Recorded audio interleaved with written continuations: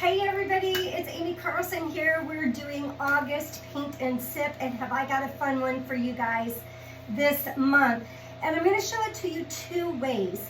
That you can stop at one point and leave it as it is, or you can continue on.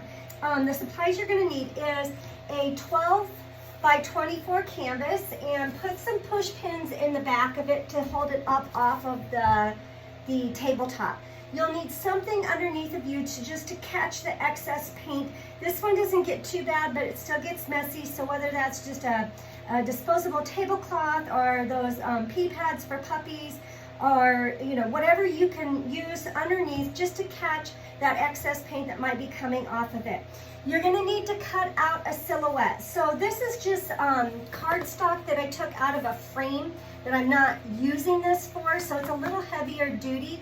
And then I just looked up online and got a picture of a profile. I just traced it on here with a pencil and then cut it out. You will need some strips of paper towel, just cut up into about this size, which is about 2 inches wide. So cut those or tear them. I just tore them into 2 inches. You're going to need a pencil to trace your silhouette. You're going to need a paintbrush, a fatter paintbrush. I like these short bristle brushes because they don't show as many strokes in it. A paper plate to put out some just plain acrylic, not fluid. We're just using plain acrylic paint. What else do we need? You need some white acrylic paint, and then choose your colors. I've done this in a variety of different color themes, and I like to use about 5. I've got 1, 2, 3, 4, 5, 6 colors that I'm using here in this particular one. So 5, 6 colors, and these colors here, you're going to need a solid color along with your white that's just a plain acrylic, not a fluid acrylic, just a plain acrylic. So use a darker. I like the darker because we're going to paint half of it in our darkest color, and then the other half is going to have, what we're going to have is the hair flowing out from behind her. The white will get used to paint the face with. And then for me, I've just picked, again, a violet. It's the same stuff. This is just fluidy. I've got a metallic purple. I've got a metallic orange.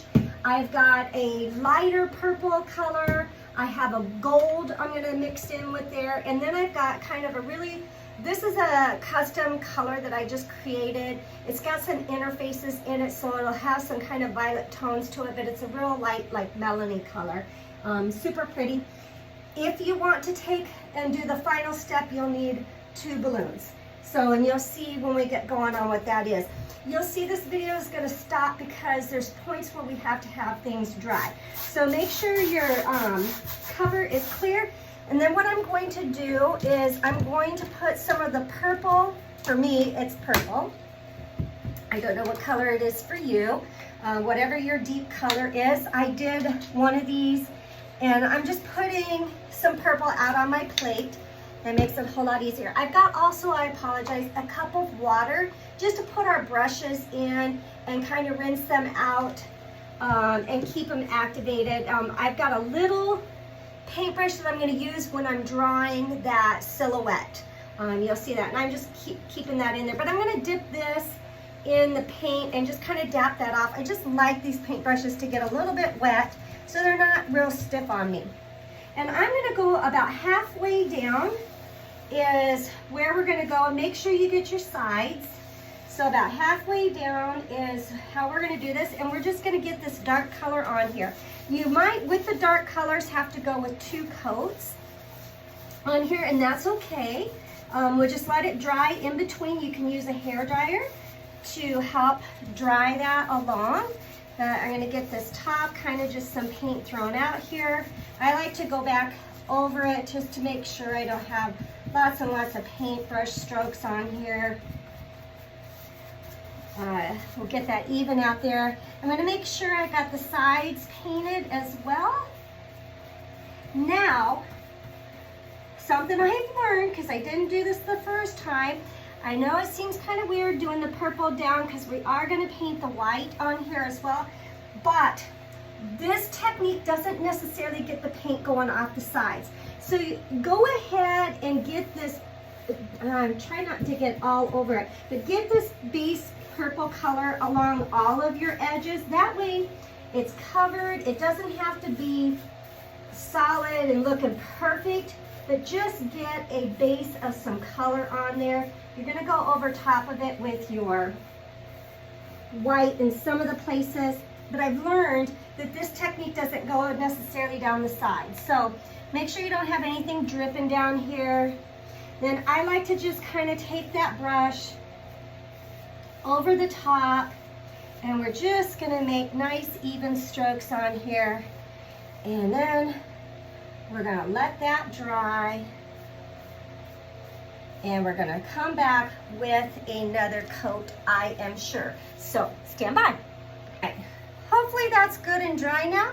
So now I am going to take and lay my stencil down here. And I like to have my gal kind of looking up just a little bit. So she's not looking straight on, although you can do that.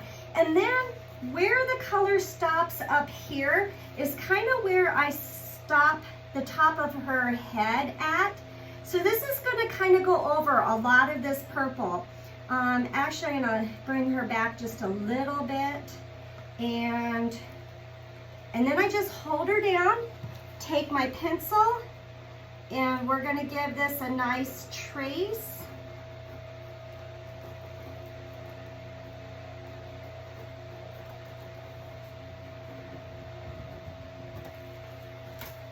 So white paint, and I've got my little paintbrush in my water here, and I'm just going to take some white now, and I'm going to, for me, how I do this is I go over top of the line. So I'm going to get the line kind of covered first, making sure I got plenty of paint on my paintbrush to cover that up.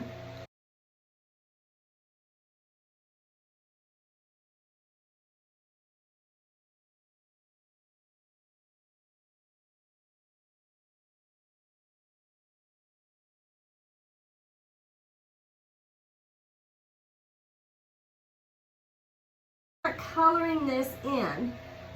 So I'm just taking a nice thin coat. So I'm coming over top of purple, so I'm going to have to come back over this a couple of times. That's okay. But this I'm going to kind of do a little bit quicker because I want my brush strokes to be kind of the same throughout. Actually, the idea is to kind of get your brush strokes a little hidden, if that makes any sense. So I'm just kind of getting a nice little coating on here, and then I'm going to come back over top of this.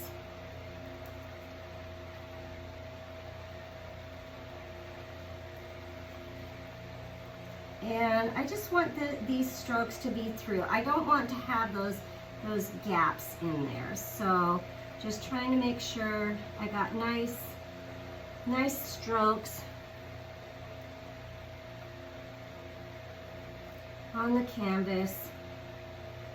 And that's going to be most important in this next layer, just because this face is going to show. So can you see her face is starting to reflect? Now, if you want, I grab and just get the paint on the end of the brush, lay my hand down here on the side that's not painted, and I'm going to come right into this crease. I'm going to give her a little eyelash. I don't know if you can see a little bit on that video. Yes, you can. I'm just giving her a nice little eyelash. Now, this doesn't have to be perfectly dry, so go ahead and take my second coating of paint.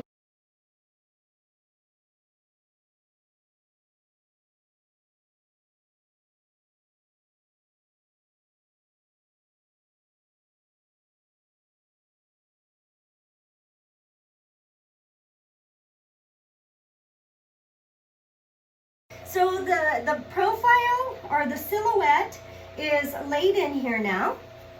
And so now what we're gonna do, I've just put, this is another reason why to have a glass of water, because I don't have to worry about necessarily cleaning this brush out immediately. I can just let this keep soaking in the water while I continue to make my work, and then clean up everything at the end.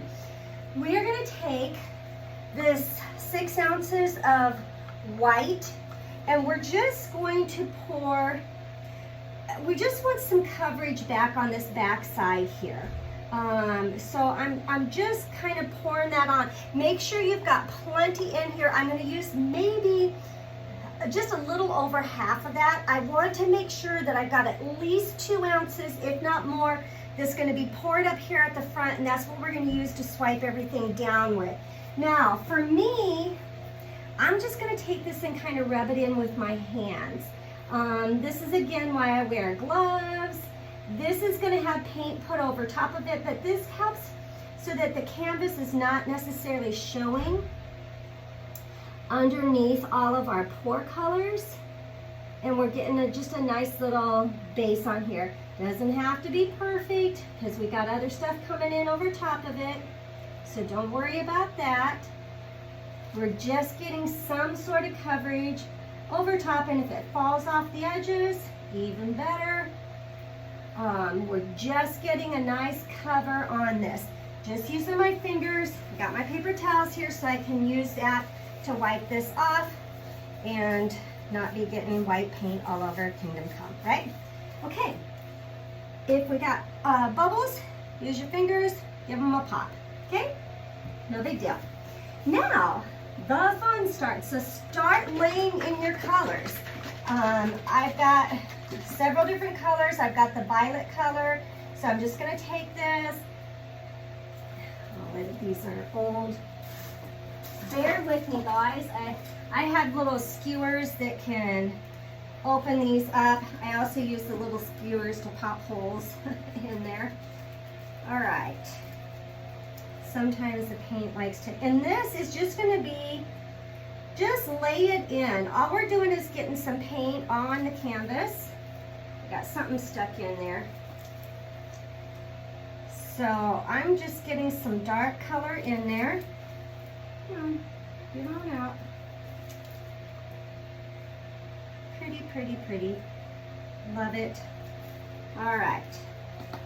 I got some of my dark. Let's go ahead and get some of this lighter purple on here. Don't go over to her face. So only where you laid that liquid white down is where we want this. Come on. This is the problem with having a whole bunch of paints pre-mixed. Ooh, this has got some fun colors in it.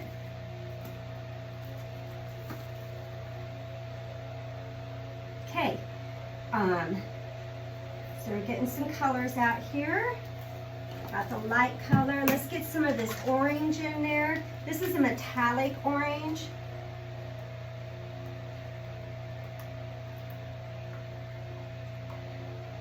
Nice color. There's no rhyme or reason to this. We're just getting some colors dropped out. Make it wild. I'm going to put some gold in mine. Hopefully.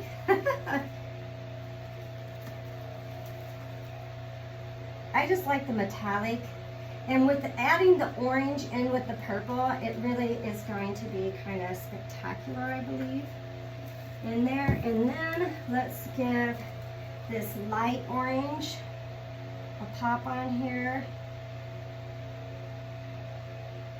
Oops, got that a little dark. I'm going to come back with some more dark.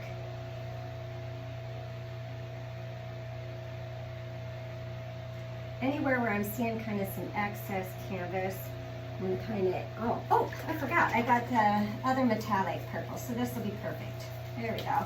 We'll kind of cover some of that up in some of that purple that got, or that orange that got some big splotches. So just wild colors, wild colors, wild colors. Getting all of them mixed out here. All right. And I want to get just a bit more of this dark if I can.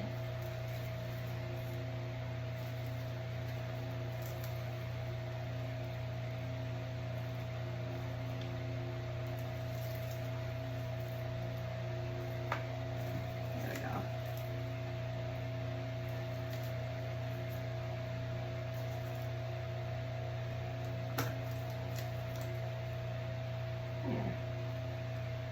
That's better. I just think some more dark in here will be better. Let your imagination go wild with this, okay? Now, we have all of our colors poured out here. So our next step is to take this extra white and we're just pouring right across the front of where we put all of those colors. And this is a pretty heavy coat that we're gonna put on. You'll see it. Ah, there's a bug. Hey. Oh, great. Get out of there. All right, so now we take the paper towels that we had, all of our strips, and I'm just gonna start with one strip up here at the top. I'm taking it all the way down where that white is, kind of grabbing it, and I'm creating the wave of the hair. Does that make sense? Throw that away. I'm gonna go all the way up here to the white, let that kind of soak in there, and just kind of create some wavy hair. Because if you want, you can stop at this point, which is totally fine. Again, get all the way down here so that that white gets pulled all the way through all of this and kind of helps level out this down here at the towards that face. So we're just really lightly pulling this through all the paints. I've got a garbage can on the end here. That's what I'm throwing these all in, guys. So again, let that sit on there. Let this wave. Now, this is step one.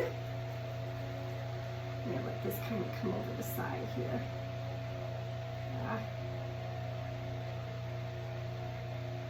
So I'm gonna let this dry a little bit. Again, if you wanna stop here, totally okay. But to do the balloons, we wanna let this get a little bit drier because you want it kind of sticky when we put the balloons in there. And the balloons create such a phenomenal effect on it. And I'll show you what that looks like. I'm gonna come back when I'm gonna give it about 10 to 15 minutes of dry time and then do the balloons. I'll be right back. Next step, I'm gonna take some paper towels. I've folded them over here. So I got 2, 4 of them, because we'll need them. And then we're gonna take, and I'm gonna blow up 2 different sizes of balloons. I'm gonna have a larger one and a smaller one. So a small one, I don't know, maybe 3 inches in diameter. It doesn't have to be huge.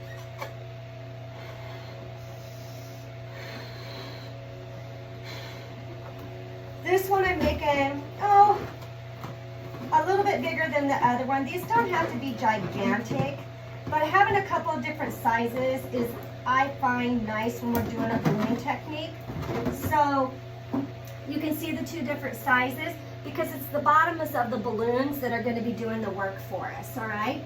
So I start with my larger one, and I'm going to start with the larger towards the head, and I'm just kind of taking and I'm going to kind of roll mine a little bit. Actually, I'm just going to do a nice little drop here. A nice little drop here. Again, I'm going to have all of this white. Mine still needs to dry a little bit more, but that's okay. I'm going to give it a couple of swipes with the big one. And then, and there's a lot of paint that comes off on here, I'm going to come back with my little one. So I'm going to come up here with my little one and give some nice, it gives it almost like this bouquet look. It's just really quite cool, I think. And then what I have found, you can do this kind of all over. I like to take it and kind of roll it towards the edge to kind of give, again, that hair look and vibe. Just kind of rolling that. And that looks pretty cool. And I'm also going to kind of roll mine up here at the top.